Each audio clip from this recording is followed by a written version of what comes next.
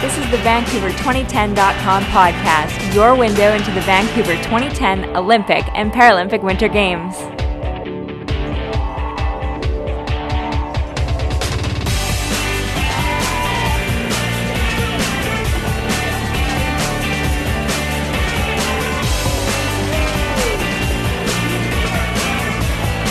This is Cypress Mountain, the venue for snowboarding and freestyle skiing for the 2010 Winter Games. And it's where ski cross will make its Olympic debut.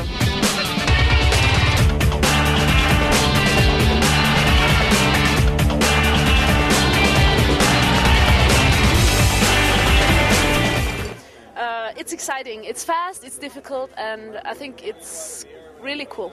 Dude, it's just adrenaline rush after adrenaline rush.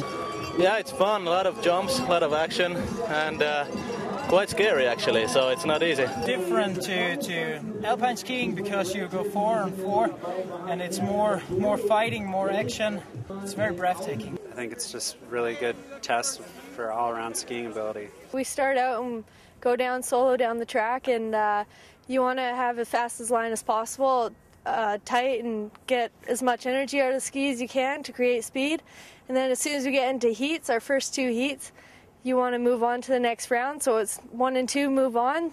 So strong out of the start gate and try and block people if you're in front and to prevent people from passing. And then if you're in 3rd or 4th, the idea is to make it into the 1st and 2nd position and move on. And then come finals, you just want to give it as much as you can and try and be the first down the hill to win. You really have to believe in your abilities. Just be 100% confident that you can get out of that gate in first place and hold off the other competitors. You're just trying to mainly stay on your feet. The guys who are the mentally strongest, you know, they're on time, they're getting out of the gate fast, they're making fast turns, and if they're behind, they're relaxed enough to make great passes to get through. How do you determine what lane you get when you're up at the start? How does that work? That comes from the qualification. Like number 1, always get the pick first. How do you know what's the good lane to be in? It normally depends on that first turn, because you want to be on the inside normally. But it's different from every race. You never know from the beginning which one is the fastest one. You do some training runs and you find out, and you watch some other heats, and then you do your choice. What makes for a good course or a really fun course for you? A fun course is a course that is about a minute long. Has a good start. That means press some rollers, have a long enough distance to that first turn, and has to have a lot of features. A lot of big turns, a lot of big jumps, rollers, tabletops, everything. It's really great. They built a great course. Everything is perfect. I was happy to see this kind of course again. It feels like a little bit back to the roots. That's how we started ski cross.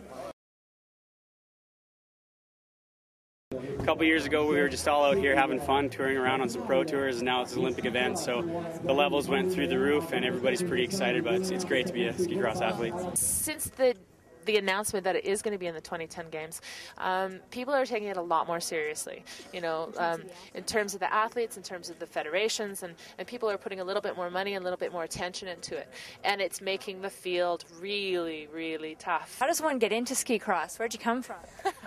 Well, I have a little bit of a different story than other people. In 1999, I went to X Games and saw the ski cross course and said, I want to race that, and they said, oh, you need to be invited to that. And I said, can you invite me?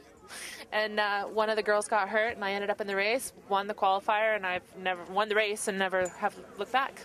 It's, I think, good for especially the female side, because it's more girls trying to do ski cross now, and I think that's good for the sport. Does this sport draw a certain kind of person?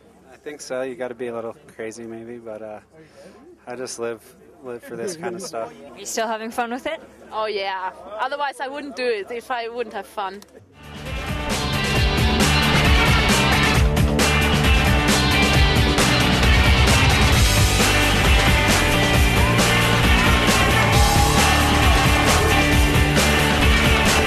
To learn more about this sport or for other podcasts, go to Vancouver2010.com.